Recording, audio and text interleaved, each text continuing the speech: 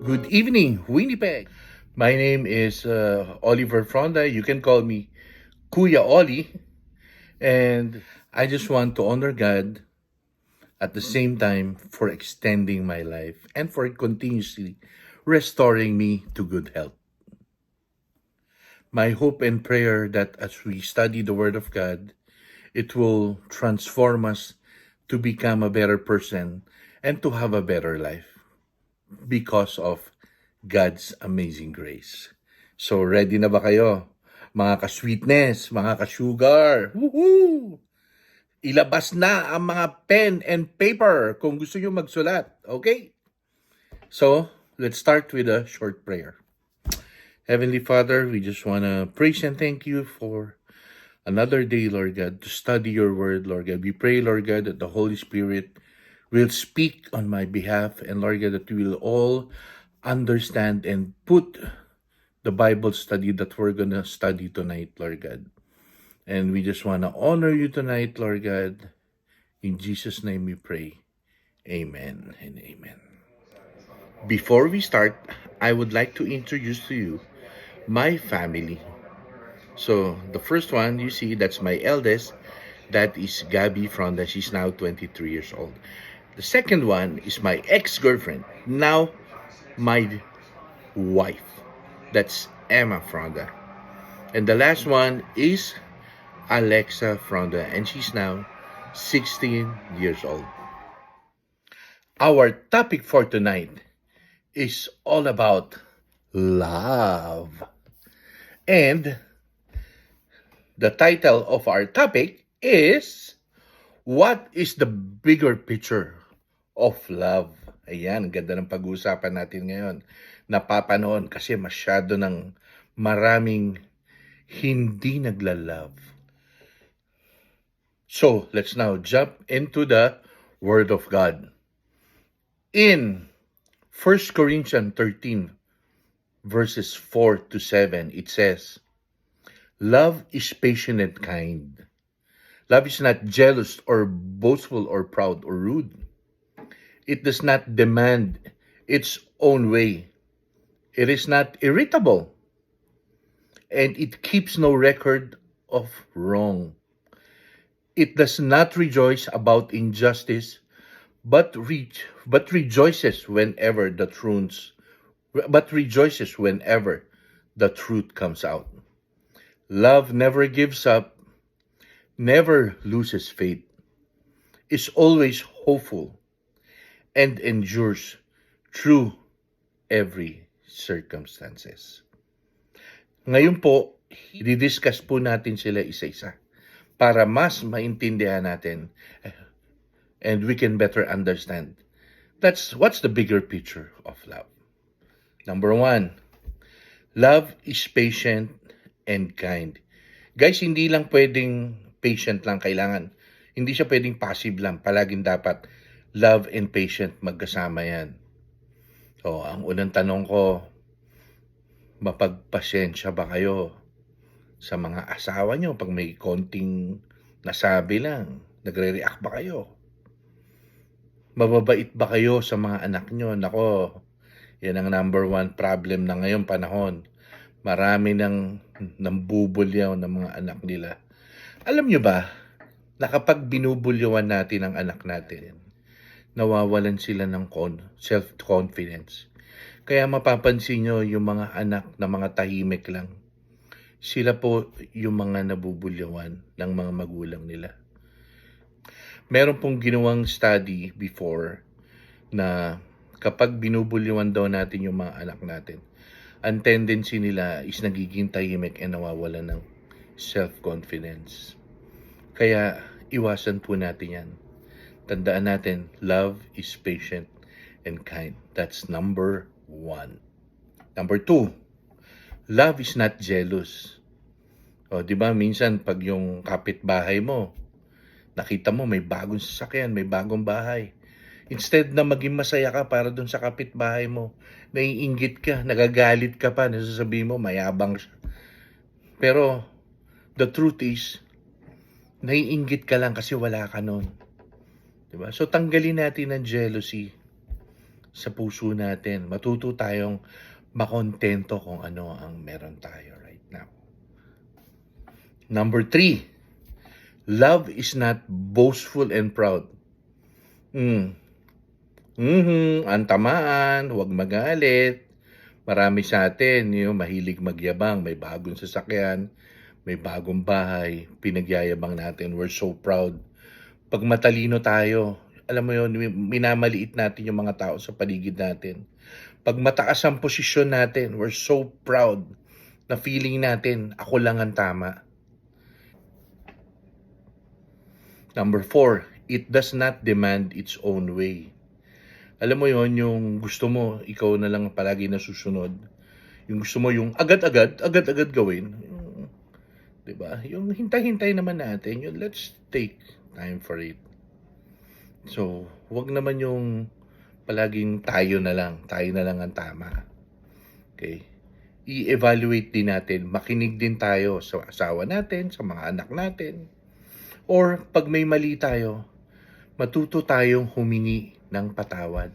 Basta alam natin sa puso natin na mali tayo. Hindi porket daddy ka or matanda ka,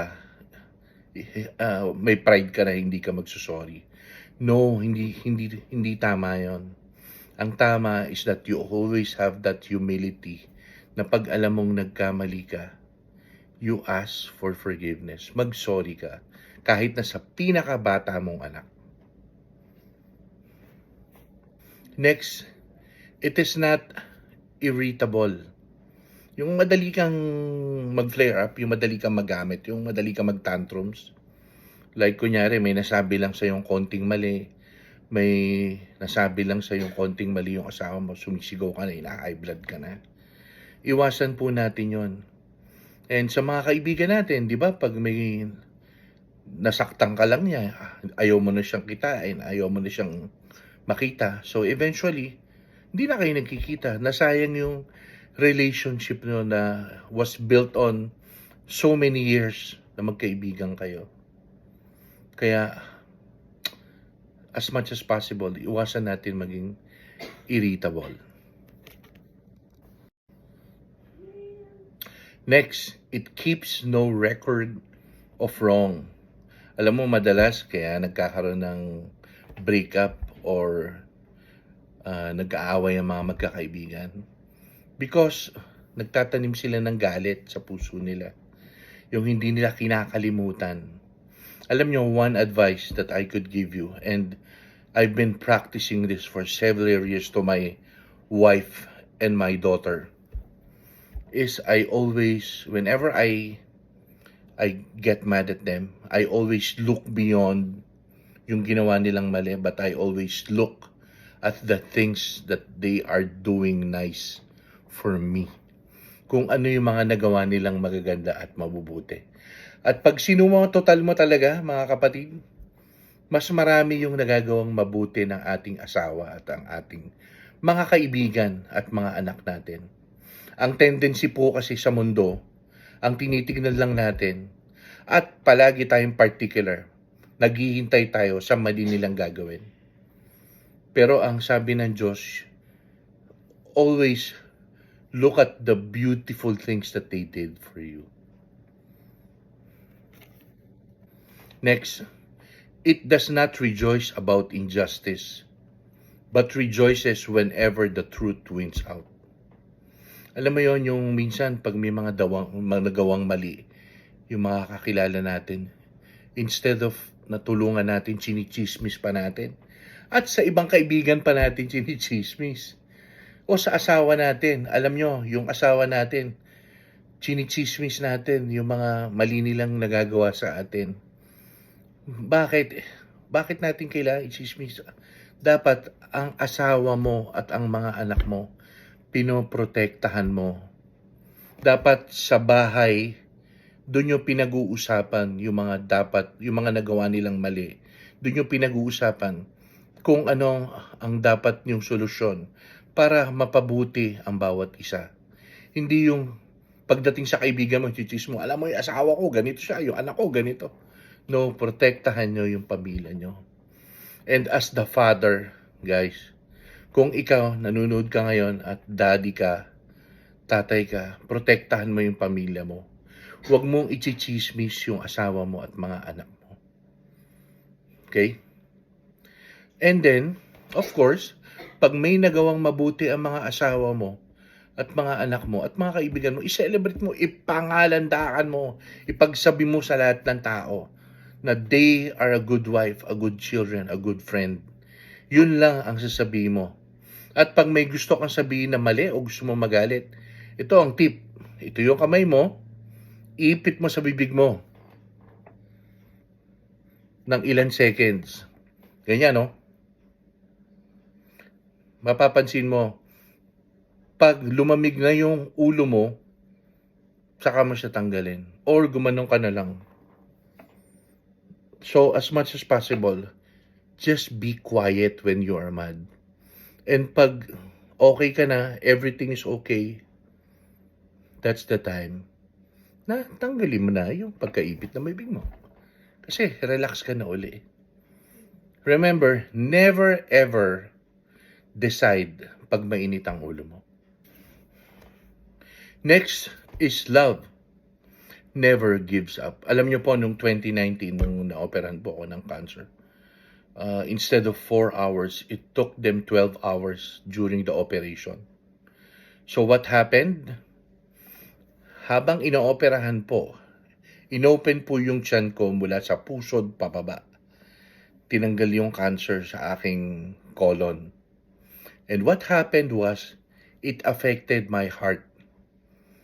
My blood pressure went down to 30. So, ang tendency, pag ang blood pressure mo goes down, affected din ang kidneys mo. That's the reason why I'm now dialyzing. Aside from that, marami pa akong health issues na i-discuss ko na lang sa ibang vlog. So, ang sinasabi, ang pino-point out ko lang is, never give up. Next is, love never loses faith. Faith is very important. Faith is hoping at the same time. Kailangan palagi tayong manampalataya na things will get better. We just have to wait patiently. And lastly, love endures through every circumstances. Alam niyo po, back in the days when I had my surgery, nilagyan po ako ng ostomy bag. Nilagyan po ako ng bag dito sa right side. Wherein dun po lumalabas yung mga dumi ko. Dun po ako nagpupoop. And imaginein mo na may bag ka na everyday when you go out, you go to a restaurant, you have to be careful kasi baka mabuta siya. And whenever I sleep, I couldn't sleep na lying down. Kailangan sit down lang ako, medyo naka-incline ng konti. I had to endure that for 2 years. And now, I have pain. Now, whenever I poop, what happened is during my operation, hindi po kasi ako pwedeng i-chemo because I have a heart problem. So what they did is they did a radiation on my rectum, yung area, yung pinaka parang opening pag nagpupoop ka. And what happened, because of the radiation, hindi na gumagalaw yung muscles niya kapag gusto kong dumumi. So ang tendency is every time I take a poop, pag dumudumi po ako, is nagdudugo po yung area ng pinaka-opening ng aking rectum.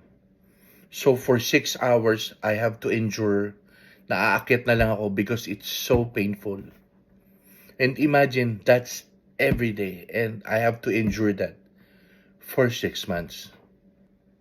Now that you know the bigger picture about love, let us now go to the personal application. O, kunin nyo na yung mga pen and paper nyo para i-discuss nyo kung sino man yung kasama nyo ngayon sa kama, sa couch, at kung saan man kayo nandoon.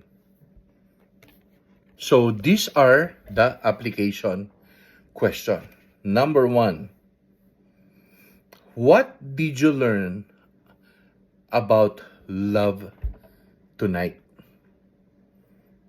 You can discuss it amongst yourselves, okay? Number 2, application question. In what areas of the love definition do you need improvement? So ito, papakita ko sa inyo, meron tayong paper para ma-assess nyo ngayon and you can discuss among yourself of kung mag-isa ka lang sa bahay, you can just check it out kung 1 to 10, 10 being the highest na you're doing it. So ito po yung paper para ma-assess nyo, ma-evaluate nyo yung sarili nyo kung saan areas kayo na dapat mag-improve about the bigger picture of love. And number 3, how are you gonna apply it on your daily lives? So, those are the 3 questions. So, maraming salamat po sa inyo. At next week again, 8 p.m. po uli, break time, where we connect with God by studying the Word of God. So let us now pray and let's end this session. Heavenly Father, thank you once again for tonight, for allowing us to understand your Word, Lord God, about love. And we pray and hope, Lord God, na as you and we hope and pray, Lord God, na ma-apply po namin to sa araw-araw namin and continues to teach us, Lord, to follow your biblical principles about love. All this we pray in Jesus' name. We pray. Amen. Magkita-kita ulit tayo next Wednesday. Break time, where we connect with God through biblical principles. Have a good night, Winnipeg. Good morning dyan sa Pilipinas. And this is Kuya Oli saying, Annyeonghaseyo! Good night!